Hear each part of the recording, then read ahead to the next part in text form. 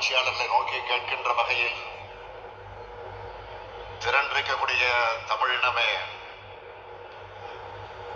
இந்த இனத்திற்காக, இனிமை மிகு நம்ம தமிழ் மொழிக்காக, தமிழ்நாட்டின் உரிமைகளுக்காக ஆபத்து வந்தால் வீழ்வது நாமாக இருப்பினும் வாழ்வது தமிழாக இருக்கட்டும் என்று வீர முழக்கமிட்டு எந்த தியாகத்திற்கும் தயாராக இருக்கக்கூடிய திராவிட பட்டாளமே, நம் இனத்தினுடைய நிலத்தின் மொழியின் நலத்தை கெடுக்கின்ற எதிரிகள் எவராக இருப்பினும் துணிவுடன் எதிர்கொள்ளும் திராவிட முன்னேற்ற கழகத்தின் வீர உடன்பிறப்புகளை, திராவிட முன்னேற்ற கழகத்தின் மீது நம்பிக்கை வைத்துக் கொண்டிருக்கக்கூடிய பொதுமக்களை நீங்க எண்ணி பாருங்க. 3 ஆண்டுல நம்ம மாநிலம் எந்த அளவிற்கு முன்னேறி இருக்கு. அதுக்கு முன்னாடி எப்படி இருந்துச்சுன்னு கொஞ்சம் சிந்திச்சு பாருங்க. முந்தைய ஆட்சியாளர்களால் 10 ஆண்டு காலம் பாதிக்கப்பட்ட தமிழ்நாட்டினுடைய வளர்ச்சி வளைந்த முதுகோடு தமிழ்நாட்டின் உரிமைகளை டெல்லியின் காலடியில் அடகு வச்ச ஊர்ந்த அவலம். இதையெல்லாம் கண்டு பொறுக்காத மானமுள்ள தமிழினம் திராவிட முன்னேற்ற கழகத்தின் ஆட்சியை அமைச்சாதான் நாடும் நாட்டு மக்களும் நிம்மதியாக இருக்க முடியும், சுயமரியாதை உணர்வோடு தலைநிமிர்ந்து வாழ முடியும்னு 2021 ஆண்டு நடைபெற்ற சட்டமன்ற தேர்தலில் நம்ம கூட்டணிக்கு மாபெரும் வெற்றியை தந்து நம்முடைய திராவிட மாடல் ஆட்சியை உருவாக்கினாங்க.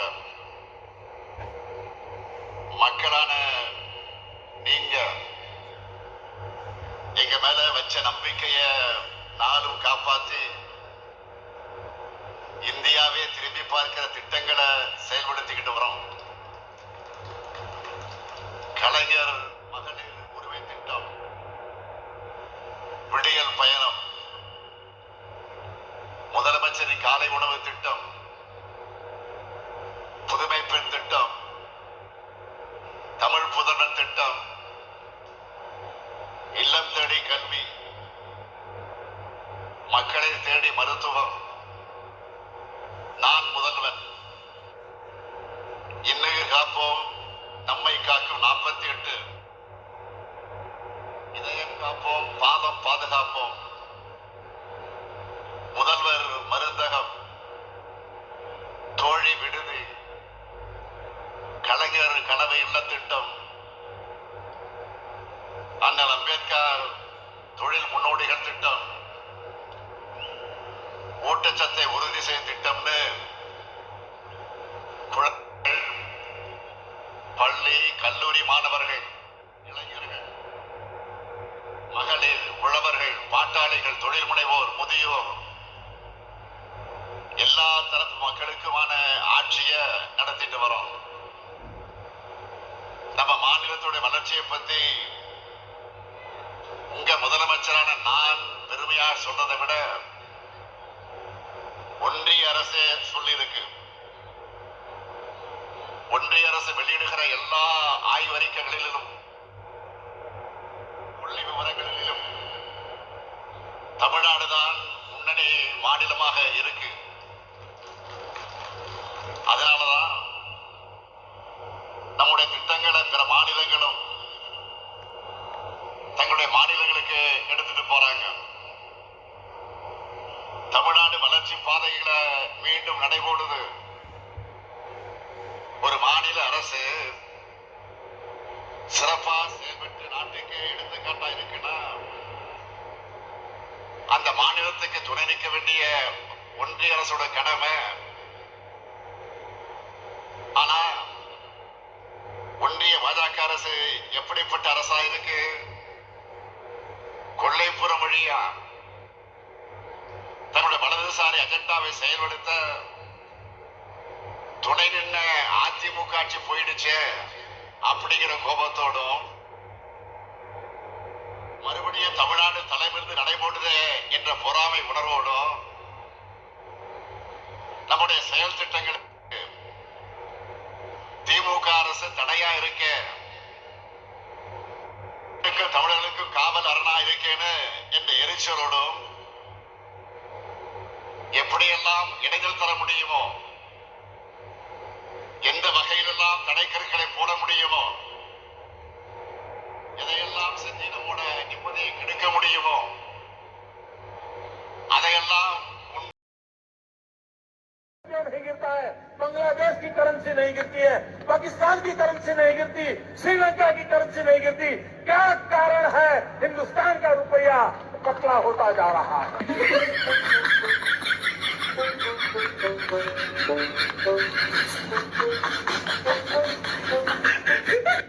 अरे नेपाल का रुपया नहीं गिरता है, बांग्लादेश की करेंसी नहीं गिरती है, पाकिस्तान की करेंसी नहीं गिरती, श्रीलंका की करेंसी नहीं गिरती। क्या कारण है हिंदुस्तान का रुपया पतला होता जा रहा है?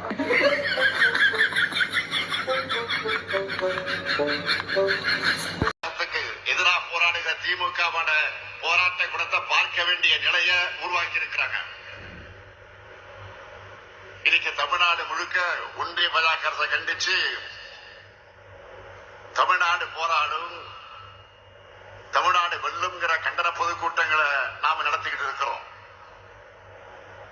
நம்மை பொறுத்த வரைக்கும் ஆளுங்கட்சியாக இருந்தாலும் எதிர்கட்சியாக இருந்தாலும் சட்டமன்றம், நாடாளுமன்ற, மக்கள் மன்றம்னு என்னைக்கு மக்களுக்கான குரலா ஒழிப்போம்.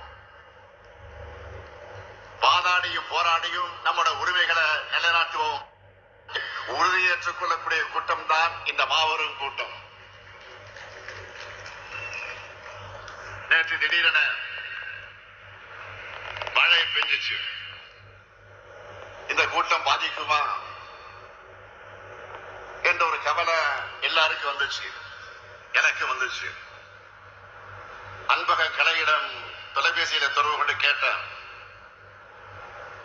இல்ல இல்ல, எவ்வளவு மழை பெஞ்சாலும் சிறப்பா கூட்டம் நடைபெறுவதற்கான ஏற்பாடுகளை நம்ம 3 மாவட்ட செயலாளர்களும், அமைச்சர் நாசர், சந்திரன், ரமேஷ் ராய், அதேபோல தொகுதியுடைய எம்எல்ஏ பிஜிஆர் எல்லாம் முனைப்பா செஞ்சுக்கிட்டு இருக்கிறாங்க. அவங்களுக்கு துணை நிற்கக்கூடிய அனைத்து நிர்வாகிகளுக்கும் என்னுடைய வாழ்த்துக்களையும் பாராட்டுகளையும் இந்த நேரத்தில் நான் தெரிவித்துக் கொள்ள விரும்புகிறேன். இன்றைக்கு மாண்புமிகு பிரதமராக இருக்கக்கூடிய திரு நரேந்திர மோடி அவர்கள் பிரதமர் வேட்பாளரா அறிவிக்கப்பட்ட சமயத்தில் என்ன சொன்னார்? டெல்லியில் இருந்து இந்தியா முழுமைக்கும் திட்டமிடுகிறது என்பது அகற்றப்பட்டு அந்தந்த பகுதியில் இருக்கக்கூடியவர்கள் துணையோடு திட்டமிடுவதுதான் என்னுடைய அணுகுமுறையா இருக்கும்னு சொன்னார். நான் கேட்கிறேன், மாண்புமிகு பிரதமர் மோடி அவர்களே, ஒரு காலத்தில் குஜராத் மாநிலத்துடைய முதலமைச்சராக இருந்த மாண்புமிகு பிரதமர் மோடி அவர்களே,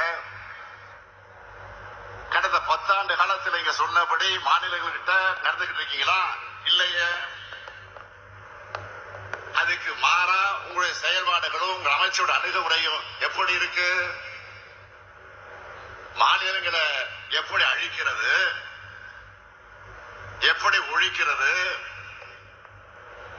மாநில உரிமைகளை எப்படி பறிக்கிறது, எப்படி சிதைக்கிறதுன்னு சர்வாதிகார எண்ணமா தான் இருக்கு.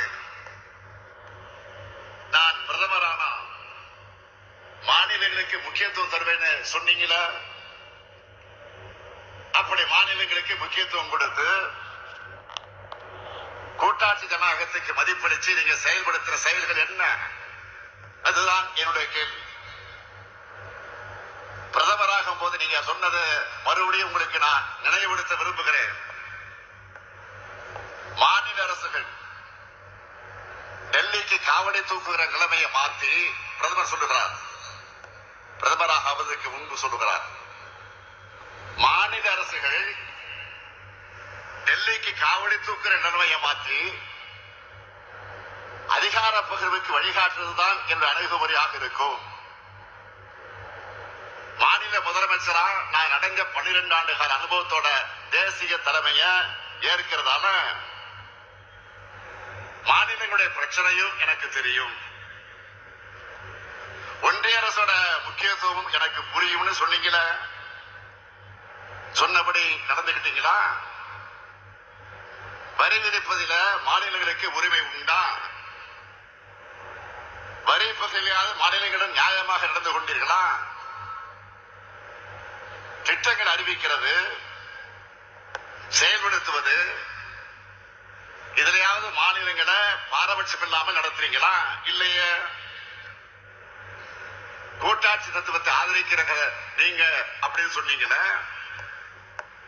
அதுக்கு ஒரு சாட்சியத்தையாவது உங்களால் காட்ட முடியுமா? பிரச்சனை வரும்போது மாநில முதலமைச்சர் அழைச்சு என்னைக்காவது நீங்க பேசியிருக்கீங்களா?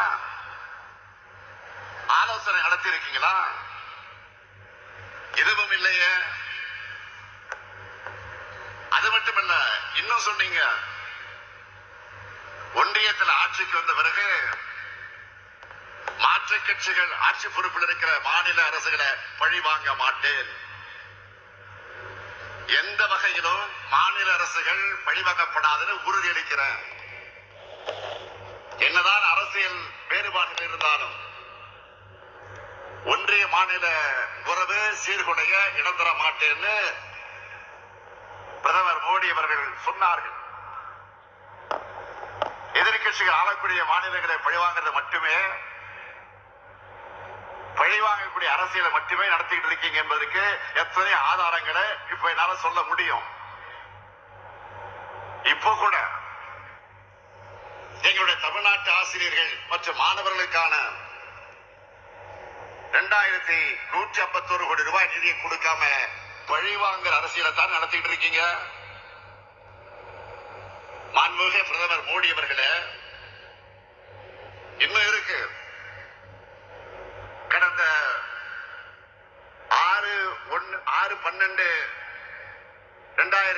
அன்று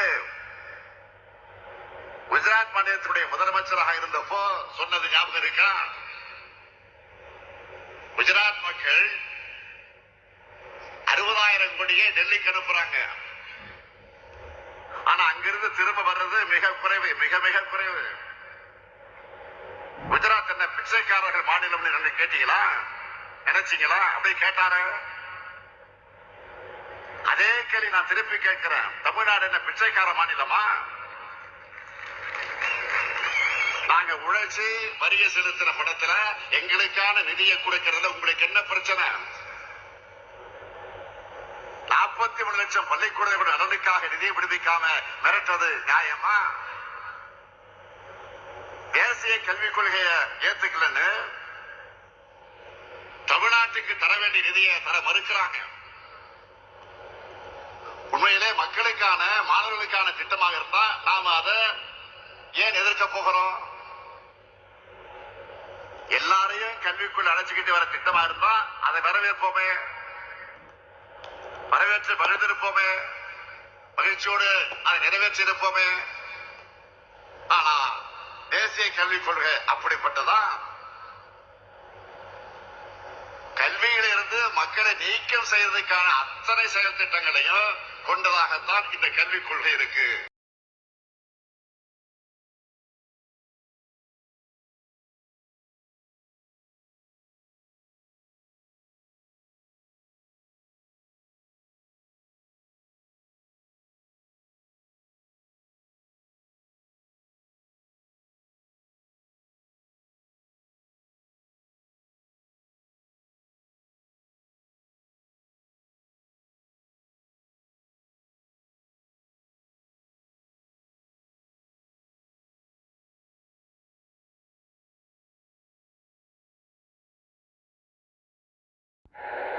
அதனாலதான் எதிர்க்க வேண்டியதாக இருக்கு.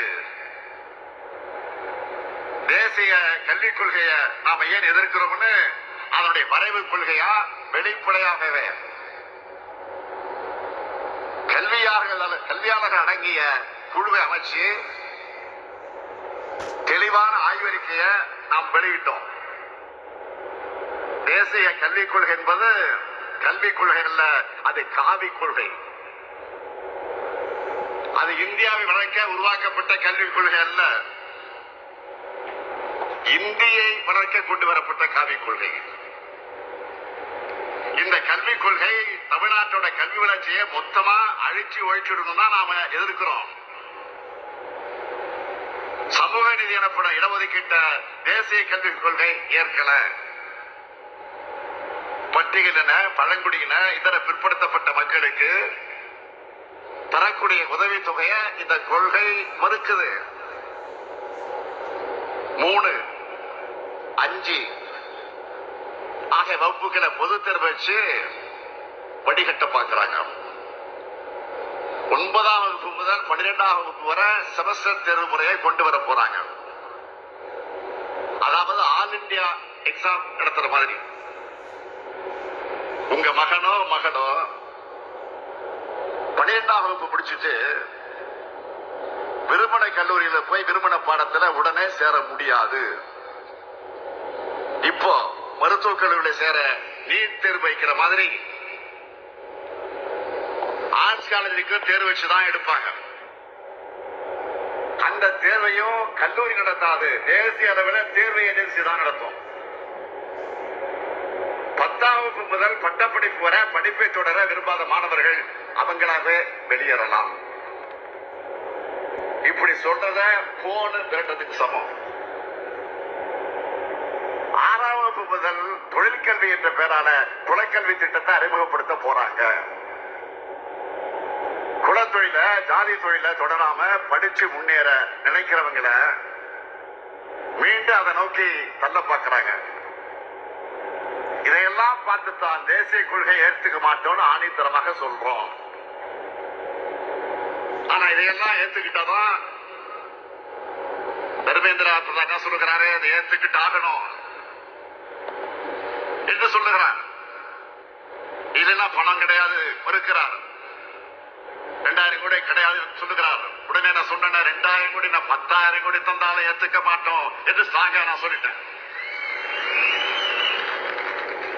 அந்த கோபத்தில்தான் அமைச்சர் தர்மேந்திர பிரதான் தமிழ்நாட்டை சேர்ந்தவங்க மேல கோபப்படுகிறார். நமக்கு ஜனநாயகத்தன்மை இல்லையாம், நாகரிகம் இல்லையாம். கல் தோன்றி மண் தோன்றா காலத்தை முன்தோன்றிய இனம் நம்முடைய தமிழினம். உலகத்துக்கு யாதும் ஊரே யாவரும் கேளு என்ற பண்பாட்டை உருவாக்கி கொடுத்துச்சு. அத்தகைய தமிழர்களுக்கு ஜனநாயகம் தெரியாதா, நாகரிகம் தெரியாதா? வந்தாரை வாழ வைக்கும் தமிழ்நாடு இது.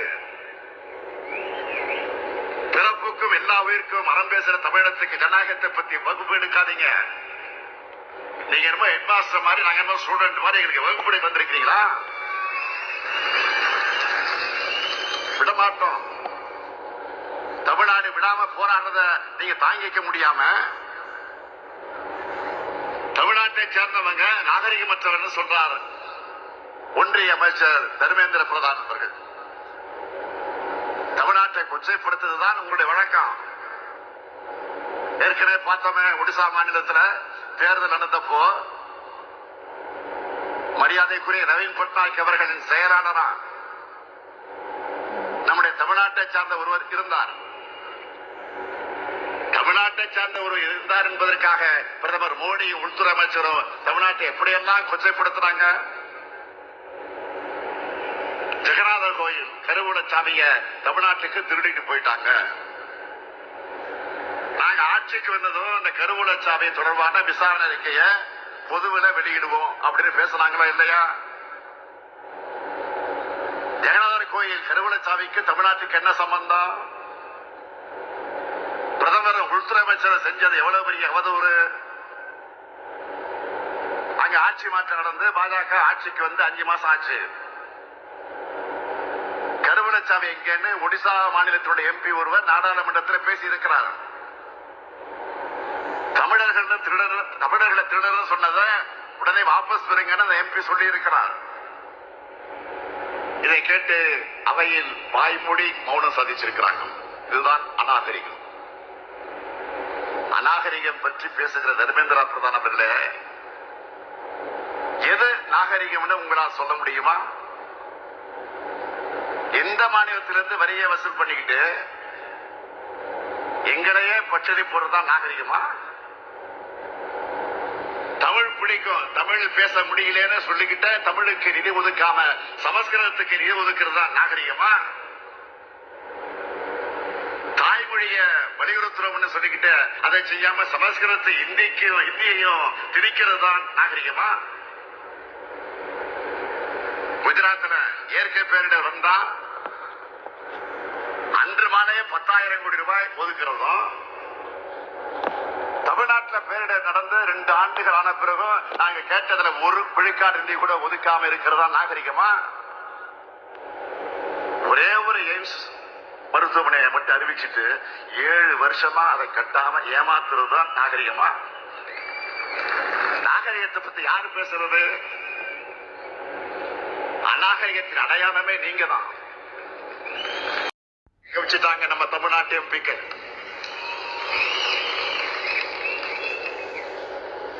இந்த போர்க்குணத்தை அவங்களா தாங்கிக் கொள்ள முடியல. அதனால்தான் தமிழ்நாட்டிலிருந்து வர உறுப்பினர் எண்ணிக்கையை குறைக்க சதி செய்யறாங்க. தொகுதி மறுசீரமைப்பு என கத்தி தென்னிந்தியாவுடைய தலைக்கு மேல தொங்கிக்கிட்டு இருக்கு. இதனால தமிழ்நாடு கடுமையா பாதிக்கப்படுது. தமிழ்நாட்டில் இப்ப 39 மக்களவை தொகுதியில் இருக்கு. பாண்டிச்சேரி ஒண்ணு, அது 40, அது வேற. தமிழ்நாட்டில் 39. இத குறைக்கிற அபாயம் நெருங்கிக்கிட்டு இருக்கு. பொதுவா மக்கள் தொகை வச்சுதான் தொகுதி மறுசீரமைப்பு செய்யப்படுது. மக்கள் தொகை குறைவா இருக்கிறதுனால நாடாளுமன்ற தொகுதி எண்ணிக்கையும் குறையும். தமிழ்நாடு மொத்தமா 8 மக்களவை இடங்களை இழக்கும்னு தெரியுது. அதாவது இனி தமிழ்நாட்டுக்கு 39 இல்ல 31 எம்பிக்கள் தான். நமக்கான பிரதிநிதித்துவம் குறைஞ்சி அதிக மக்கள் தொகை கொண்ட மாநிலங்களுக்கு அதிக பிரதிநிதித்துவம் கிடைக்கும். வட மாநில பகுதி தமிழ்நாட்டுடைய குரல் நசுக்கப்படும். இது ஏதோ வெறும் உறுப்பினர் இணைக்க பற்றிய கவலை மட்டும் இல்லை. நமக்கு நம்ம மாநிலத்துடைய உரிமையை சார்ந்தது. இதை வச்சு அனைத்து கட்சி கூட்டத்தை நாம் கூட்டணும்.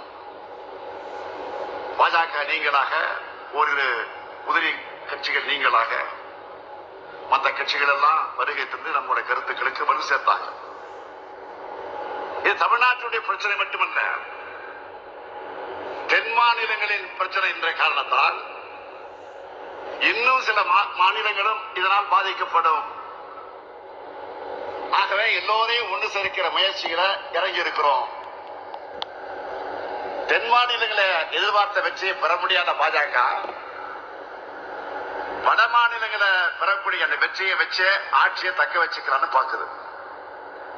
சரி, 39 எம்பிக்கள் எழுப்புற குரலையே மாநிலங்களுடைய எம்பிக்கள் எண்ணிக்கை குறைஞ்சாலோ குறைக்கப்பட்டாலோ கிடைக்கப்படுகிற அழிக்க முடியாத அநீதியை திமுக தடுத்து நிறுத்தும். பல்வேறு மாநில கட்சிகளும் இணைந்தெடுக்கிற முடிவின்படி சேர்த்து கொண்டு தடுப்போம். நிதி தரமாட்டோம். தொகுதி மறுசீரமைப்புல பாதிக்கப்படும் அனைத்து மாநிலங்களையும் சேர்த்து இதை கேள்வி கேட்டா தொகுதி அமைக்க இருக்கிறோம்.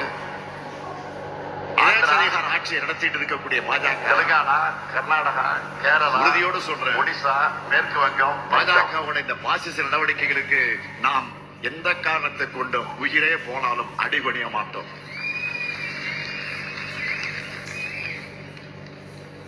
பாஜகவுடைய பாசிச நடவடிக்கைகளுக்கு எதிராக ஒட்டுமொத்தமா இந்தியாவை திரட்டுவோம். பாஜகவின் ஆதிக்கவாதி சாதிய சிந்தனை நம்ம மக்களுடைய சமூக நீதியை மறுக்குது. பாஜகவின் சர்வாதிகார சிந்தனை நம்மளை போன்ற மாநிலங்களோட சுயாட்சி தன்மையை நொறுக்குது. பாஜகவுடைய மதவாத சிந்தனை இந்த நாட்டின் மதச்சார்பற்ற தன்மையை சிதைக்குது. பாஜகவுடைய எதேச்ச எண்ணம் கூட்டாட்சி தத்துவத்தை ஒழிக்க பார்க்குது. இத இப்ப தடுக்கலன்னா பிறகு எப்பவுமே தடுக்க முடியாது. சமூக நீதி, மதச்சார்பின, கூட்டாட்சி இந்தியா, மாநில சுயாட்சி கோட்பாடுகளின் கீழ் இந்தியாவை அணி திரட்டுவோம். அப்படி அணி திரட்டினா மட்டும்தான் இந்தியாவை காப்பாற்ற முடியும். அதனால தமிழ்நாடு போராடும், தமிழ்நாடு வெல்லும் என்ற போராட்டமானது இந்தியா முழுமைக்குமான போராட்டமாக மாறப்போகுது. பிரதமர் மோடி அவர்களே, உங்களுக்கு என்னுடைய வேண்டுகோள், இந்திய வளர்க்கிறதை விட இந்தியா வளர்க்க பாருங்க. எத்தனை ஆயிரம் கோடி செலவழித்தாலும் சமஸ்கிருதத்தை வளர்க்க முடியாது. மக்களால் பேசப்படாத மொழி, அந்த மொழியை வளர்க்க கோடி கோடியாக கொட்டி குவிப்பீங்க. உலகமெங்க பல நாடுகளில் அரசு அங்கீகாரத்தோடு மக்களால் பேசப்படுகிற எங்க தமிழ் மொழிக்கு ஓரவஞ்சனை செய்வீங்களா? நாடு இப்ப என்ன நிலையில் இருக்கு? பிரதமர் அவர்களே, ஜிடிபி எனப்படும் இந்திய நாட்டுடைய உள்நாட்டு உற்பத்திய என்னமா வச்சிருக்கிறீங்க? கடந்த அக்டோபர் டிசம்பர் ஆகிய 3வது காலாண்டுல 6.8 விழுக்காடா வளரணும்னு சொன்னாங்க. ஆனா 6.2 விழுக்காடு தான் வந்திருக்கு. இதுதான் உங்களுடைய வளர்ச்சி இந்தியாவா? அமெரிக்க டாலருக்கு நிகரான இந்திய ரூபாய் மதிப்பு சரிஞ்சு சரிஞ்சு படுபாதளத்துக்கு போகுது. 2014ஆம் ஆண்டு நீங்க ஆட்சிக்கு வரும்போது அமெரிக்க டாலருக்கு இணையான இந்திய ரூபாயுடைய மதிப்பு 58 ரூபாய் 47 பைசாவா இருந்துச்சு. இப்போ 2025ஆம் ஆண்டு 87 ரூபாய் 99 பைசா ஆயிடுச்சு. இதுதான் இந்தியாவுக்கான வளர்ச்சியா? அமெரிக்க பொருள்கள் மீது விதிக்கிற கூடுதல் வரியை குறைக்க இந்தியா ஒத்துக்கிட்டாங்கன்னு அந்த நாட்டினுடைய அதிபர் வெளிப்படையா பேட்டி அளிச்சிருக்கிறார். இது அவமானம் இல்லையா? இந்தியாவுக்கு இருக்க மதிப்பு மரியாதை இதுதானா? இந்தியாவுடைய மதிப்பை உயர்த்த நீங்க எடுத்த நடவடிக்கை என்ன? 2 ஆண்டுகளா மணிப்பூர் 10 எரியுது, 250 பேர் பலியாக இருக்காங்க. 2 நாட்களுக்கு முன்னாடி கூட வன்முறை நடந்திருக்கு. இதை தடுக்க ஒரு சிறு திரும்பை கூட ஒன்றிய பாஜக அரசு போடல, நடவடிக்கை எடுக்கல. நாங்க ஆட்சிக்கு வந்தா ஒரு மீனவரை கூட கைது செய்ய மாட்டாங்கன்னு சொன்னவர் யாரு? மோடி. அவருடைய 10 ஆண்டுகள் ஆட்சியில 3000 பேர் கைது செய்யப்பட்டிருக்கிறாங்க. கடந்த ஆண்டு மட்டும் 530 பேர் மீனவர்கள் கைது செய்யப்பட்டிருக்கிறாங்க. இந்த ஆண்டு இந்த 2 மாசத்துல 130 பேர் கைது செய்யப்பட்டிருக்கிறாங்க. சின்ன நாடான இலங்கை கூட உங்களை மதிக்கலையே. இதுதான் நம்முடைய பரிதாபங்கள். அதனால்தான் அதன பாதாளத்துக்கு இந்தியா இறங்கிக்கிட்டு இருக்கு. இதை தடுக்க வேண்டிய கடமையும் பொறுப்பும் மாநில கட்சியாக இருந்தாலும் திமுகவுக்கு இருக்கு. இந்தியாவில மக்களாட்சியை காக்கக்கூடிய முன்னணி படையா திராவிட முன்னேற்ற கழகம் திகழ்ந்து பேரறிஞர் பெருந்தகை அண்ணா அவர்கள் சொன்னார, அத்தகைய முன்னணி படையாக நாம செயல்படுவோம். அதற்கு உதாரணம், நாடாளுமன்றம் தொடங்கினதிலிருந்து மீடியாவில் பார்த்தீங்கன்னா இப்ப வரைக்கும் தமிழ்நாட்டை பத்தி தான் எல்லா ஒன்றிய அமைச்சர்களும் பேசுறாங்க. நான் அவங்களுக்கெல்லாம் சொல்லிக்கொள்ள விரும்புவது, நீங்கள் நாள்தோறும் வசைபாடினாலும் தமிழ்நாடு தொடர்ந்து போராடும், தமிழ்நாடு இறுதி வரை போராடும், தமிழ்நாடு இறுதிகளை வெல்லும் வெல்லும் வெல்லும் வெல்லும். விடைபெறுகிறேன். நன்றி, வணக்கம்.